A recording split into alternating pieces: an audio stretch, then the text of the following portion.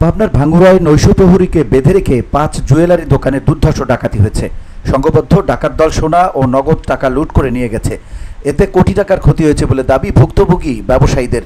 ক্ষতিগ্রস্ত ব্যবসায়ীরা জানান, প্রতিদিনের মতো বুধবার রাতে দোকানের কাজকর্ম সেরে দোকান তালাবদ্ধ রেখে চলে যান তারা।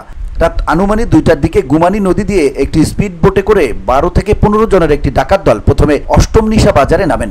বাজারে থাকা 3 জন নৈশপ্রহরীকে মোবাইল ফোন কেড়ে নিয়ে হাত পা বেঁধে ফেলে তারা। এরপর একে একে 5টি জুয়েলারি দোকানে তালা কেটে ভিতরে প্রবেশ করে স্বর্ণালংকার ও নগদ টাকা লুট করে। 5টি দোকানে অন্তত কোটি টাকার ক্ষতি হয়েছে বলে দাবি ক্ষতিগ্রস্ত ব্যবসায়ীদের। 11 ভরি স্বর্ণ লিছে আর আপনার আনুমানিক 300 ভরির উপরে চাঁদি আসলে চাঁদি লিছে আর নগদ টাকা 40,000 টাকা লিছে। আনুমানিক 180 ভরি চাঁদি আর সোনা 20 ভরি। এই অবস্থা। নগদ ক্যাশ ছিল 20-25 হাজার টাকা এরকম ক্যাশ ছিল। মোটামুটি ভরি আড়াই সোনা 1.5 লক্ষ টাকা আর হইলো আপনার 25 ভরি চাঁদি। টাকা ছিল মোটামুটি 3 লাখের মতো, 200 ভরি চাঁদি আপাতত।